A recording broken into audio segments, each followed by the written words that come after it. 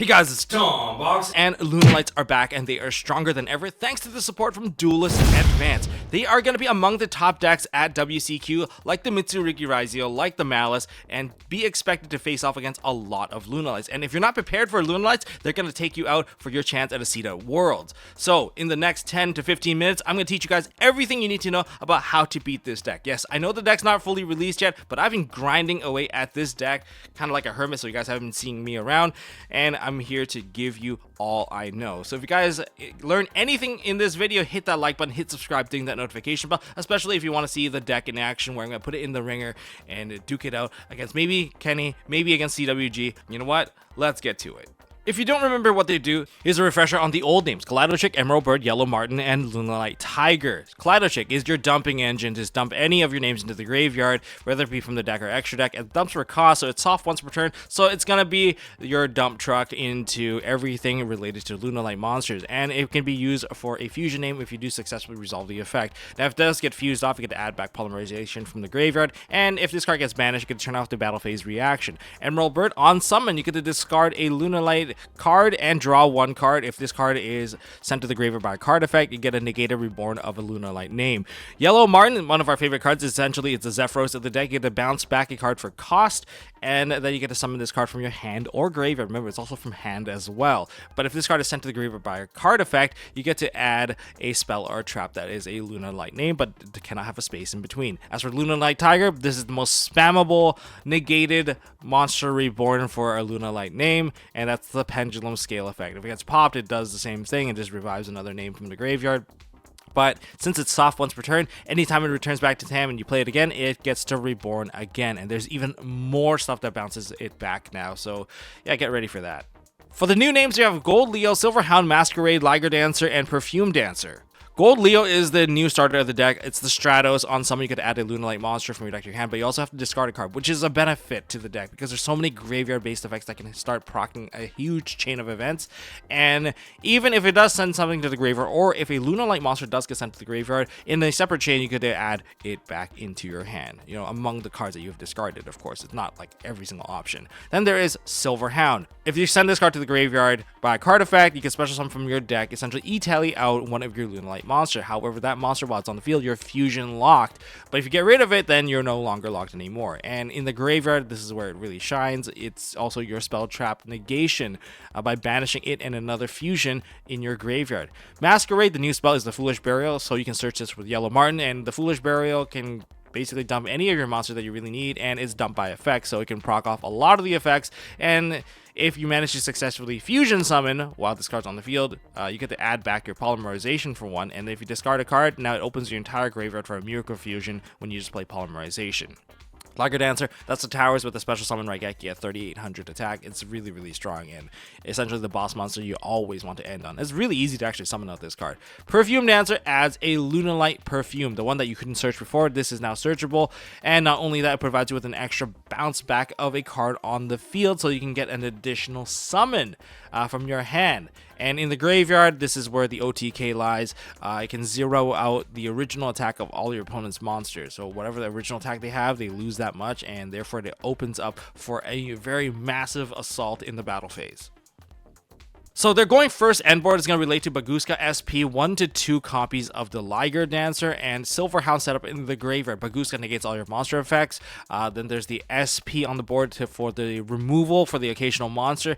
The 1 to 2 big bosses, Liger Dancer, is there to wipe out all of your special summon monsters as they become a threat, and it's not once per turn. So if there's 2, you have to eat 2 Raigeki S level cards, and then there's the Silver Hound for negating spells and traps. So ultimately, it's one of those unbreakable boards, except that the bosses, they are towers. They are unaffected by other card effects unless they're Lunalight related, making it pretty difficult to play through them. So what's their win con? It's a big beatdown deck. They can hit you really, really hard with a Liger Dancer as it hits for 38, but it hits you twice, so that's already 7,600 damage on that alone, and that's only if it's a direct attack, right? Well, they can zero out your monsters as well, thanks to Perfume Dancer's engrave effect. Just banishing out that card, all monsters you control lose attack equal to the original attack, so that would zero a lot of monsters just by that effect alone. And even if they just hit you with a Liger Dancer, they can make Cowboy to burn you for game. So that's what they do. So how do we beat them? Let's take a look at hand traps first, and starting off, we have the Molcharmy series. You got Meows and Fualos as your main ones, and Perulia, you probably don't want to really side this card against them because whatever that they put in their hand, they can play a Polymerization and completely just bypass the Perulia altogether. Sure, you might get one card out of them because they have to use a normal summon for Gold Leo, but that's it. But when it comes to Meows, you've got a ton of options. This deck relies on the graveyard resummoning mechanic so that they can build their actual board. So for board building and to guarantee draws, Meows will get you there with the Lunalight Tigers, the Yellow Martin, Perfume, and Emerald Bird. All of these are gonna be able to generate you additional cards, and Lunalight Tiger not being like hard once per turn, that can be multiple draws just on that card alone. So yeah, kind of keep that in mind. So it's harder for them to pivot around the Meows, whereas the Fualos, while they can try to minimize their board and go for a Baguska, but ultimately what they want to end on would be that, hey, there's that Firefist Leo that they're probably going to go for because it helps them get to their fusion. Liger Dancer, Perfume Dancer, Cross Sheep, Baguska, there's at least 5 draws that are possible within this space, so that's why these are the 2 Molcharmies you want to use. Aside from drawing a bunch of cards, what are some cards that can just hinder their play entirely? Well, we're looking into their key hand trap weaknesses. Number 1 is going to be Drone Lockbird. You want to block them from searching. Number 2 is Graveyard Removal. Don't let them get access to those Lunalight names. And lucky for us, the entire Lunalight deck is essentially made up of dark monsters and light monsters, so that's not going to be too difficult if you have the Bestial Engine sided in. And then there's of course D-Shifter that don't let their cards land into the graveyard. But Droll, honestly, is probably one of the biggest kryptonite because Lunalight is reliant on searching to build their board. So you have your Yellow Martin to fetch for the Foolish Burial. You've got Tenki that is supposed to add like the Black Sheep adding the Polymerization, Perfume Dancer adding the Lunalight Perfume giving you that additional search. So there's a lot of search options that are completely missed by dropping a simple Drone Lockbird. For Graveyard Removal, Bestials already do a fantastic job taking out the monsters, but if you want to get extra reach, DD Crow can take out the spells as well, namely the Lunalight Perfume, so they can't get the additional add and discard. But in terms of the priority targets that you want to remove, it depends on the action that your opponent is performing. Yellow Martin typically is one that's pretty decent to remove because it prevents the cycling of cards and might keep them locked into a fusion-based play when they're not ready to perform a fusion. So Yellow Martin might be the priority one in the early stages of the game. However, if they manage to bypass that, a later part in the game would be when they drop in the Lunalight Tiger into the graveyard and try to fetch it back with Gold Leo. At that point, remove that card, and now you don't have to deal with a cycling Reborn that's coming over and over again. And one additional option to remove would be whatever that the Lunalight Tiger targets so that they don't get the extra body. And usually those extra bodies are required to perform the additional fusion summon because trying to go into the Liger Dancer requires 3 bodies plus the name of the Lunalight Leo Dancer. So it's going to really stun them out and they're going to have to rework how they're going to get their materials. Now I want to talk about Nibiru. Nibiru is an interesting one because you'd want to hit them before they get into Liger Dancer, as Liger Dancer is unaffected by all other card effects except for Lunalight cards.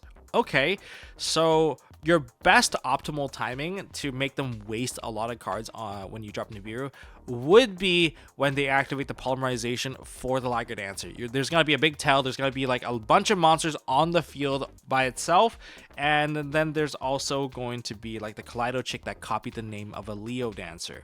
So with that, when you drop the Nibiru, it's going to hurt them a lot because you're going to get rid of all the monsters for one, but they have to continue to fuse because Polymerization doesn't pick a monster on activation. So if they have any additional names in their hand, namely like Lunalight Tigers, they're gonna have to summon out the Lunalight like Cat Dancer. So you might get rid of all their tigers along the way. So that's one of the best timings. But there's a caveat here. If they already activated Lunalight Masquerade's second effect, the one that turns the Polymerization into essentially a Miracle Fusion, then they can pivot into still making the Leo Dancer, sorry, not Leo Dancer, but the Liger Dancer, because Leo Dancer's already in the graveyard, so they just banish that and 3 additional monsters, and the big boss is still gonna come out. So it really feels weird when they successfully do that. Sometimes they forget to activate their Masquerade to add back the Poly. Maybe they're waiting on something, or they want to use Kaleido Chick first. Completely understandable. Just know that if you're going to use Nibiru, check which cards they have active, which cards they have burned, so that they don't get a proper recovery overall. So that's my note for Nibiru. Now, Improm Ash is a complicated matter because there's a lot of different variations of things that they can extend past, but let me tell you the ones that are most effective against me. If it's a normal summon against Gold Leo, hit it with an Improm first, so that number 1, you block the Yellow Martin from being added to hand. 2, you block the Yellow Martin from hitting the graveyard. So that's a double play that you're preventing. 1, the adding of a spell card or a trap card into the hand if they don't already have it. And 2, the Yellow Martin's not already engraved, so they don't have a special summon follow-up to kind of tag back out. So those are 2 pretty big plays that you stop with just 1 Improm. So the likely follow-up would be to attempt to Foolish Burial a Silver Hound into graveyard and generate the additional monster. Let the Foolish Burial play go live, let them go into the graveyard, but on the activation of Silver Hound, that's where you throw the Ash. Silver Hound is a level 3, you don't have to worry about 2 bodies coming out and then them making like a rank 4 and just digging like a tanky and digging for the poly. You can completely bypass all that thanks to that simple play, but if they choose to go like Lunalight Perfume and revive the card anyway, revive like the Silver Hound, like they have to have a poly or polymerization or a wolf, something to let them fuse to continue play. Otherwise, their turn's gonna be pretty lackluster. All right. As for alternative hits, double Improm, you can use that to hit 1 on the Gold Leo and the second one on the Perfume Dancer. It's very hard to Ash Perfume Dancer because it's going to get chain blocked by the Kaleido chick or it's going to get chain blocked by the Masquerade. So Improm is usually your best bet, and you can block them from adding like the Tiger into hand because they're going to add it from the Perfume that they're going to activate. So they're going to revive with the Perfume, play the Tiger, bounce back the Tiger. It's like 3 summons that you block just simply by hitting the Perfume Dancer with an Improm. So that's huge. Like, trust me. And the other thing that you can do, here's an easy tell that they don't have poly, because usually when there's 2 monsters on board and the best follow-up being poly, there's no way that they wouldn't just straight up just poly and overlay into a King Tiger. When they overlay into like the King Tiger, which is like the Fire Fist Tiger, that just means they don't have access to poly. They need to dig it out through a Black Sheep. So when they make the Tiger, you can Improm that instead in case you already burned your Ash. And unfortunately, you can't really like Ash Tiger King or King Tiger because it's setting onto the board. So you can also hit instead whatchamacallit, the Tenki that's adding a card. This is a very big read, or if you want to hit a more direct card, you can hit the Black Sheep directly with the Ash that you just let them get into their hand. Okay, so yeah, that's another thing that you can do just so that you can block the poly. And once they can't poly, the board is a lot weaker. Enough with the hand traps, let's talk about interactions. So if you go first, aside from like playing the Macharmy hand trap game or they throw a couple of hand traps here and there, your biggest concern, if they don't do anything at all and you successfully build a board, their turn, they're going to activate Forbidden Droplet and they're going to negate most of your monsters. And they are going to main deck it because they have a lot of main deck synergy to throw into the graveyard, such as the Lunalight Perfumes, Serenade Dance, maybe Yellow Martin. These are all cards that recur their effects in the graveyard, so it doesn't really matter that they can toss so many cards into the graveyard and they're still going to full combo against you. So if you committed only monsters, you might get your whole board turned off and maybe get OTK'd thanks to the Perfume Dancers, zeroing out your cards and maybe get swung directly, essentially twice, thanks to the Liger Dancer. With that said, your best bet to counter that is to kind of back it up with a couple of hand traps, maybe hold a Droll. Yes, I don't like Droll, but Droll is very effective against them, especially when you already have a board established. And I think that's just a problem in the format in general. And then the second thing would be to have proper back row that acts as removal so they don't get the names that they need to build their board. So that's one way that you can survive. Otherwise, the droplet is going to be very problematic. And if you have monster-based interaction and you stop 1 or 2 things, they can still negate your entire field thanks to Tiger King just activating its effect by detaching a card. So that's another thing that they have to mass negate without targeting. So if you flip the turn around, your opponent builds their entire board. There's 2 Liger Dancers, an SP, and there is a Baguska on the field. What are you going to do? If it's a full board, essentially you gotta cry because you need a lot of cards to out this, and with the Liger Dancers not affected by anything, you need something to act as removal. The easiest way to do it would be Daruma Karma Cannon. You can actually just set the card and essentially pass turn. You're not going to lose because you're going to be able to take out the problem. Once they hit battle phase, you clear them both. They're not revivable because they must be fusion summoned, and I guess that outs the problem. That's one. Second thing would be look at Evenly Match. As long as they don't have an Omni Negate, Evenly Match can clear out most of the problem to the point that it's just dealing with 1 Raigeki, and you should be okay. You should be okay. You can eat it. Many decks have outs against it. And the other easy mode would be to play lava golems or even sphere modes, because they just generate so many monsters anyway. They leave so many on board so that you can take care of all of them all at once, especially with sphere mode, and then you can just play as long as you don't require your normal summon. I mean, if you look at Mitsurugi, they don't need their normal summon. If you look at all these other decks, Ryziel, they don't really need it. I mean, it's nice to summon out the ice. Maliss, you can get lucky by not needing your normal summon to kind of start your play. So every deck has options to kind of dodge that, but you're gonna have to commit to a weirder side if they decide to push for Lunalight bosses. But your goal should be to focus on blocking them from actually getting the monster rather than letting them summon and dealing with it, because it just requires so much commitment to break that monster. Now, alternatively, if they only have the big boss monster, every deck in the meta should have some level of access to break it. So for Ryziel, I think the biggest monster to deal with it is going to be Dugaris doubling the attack and just running over your Lunalight big boss dancer.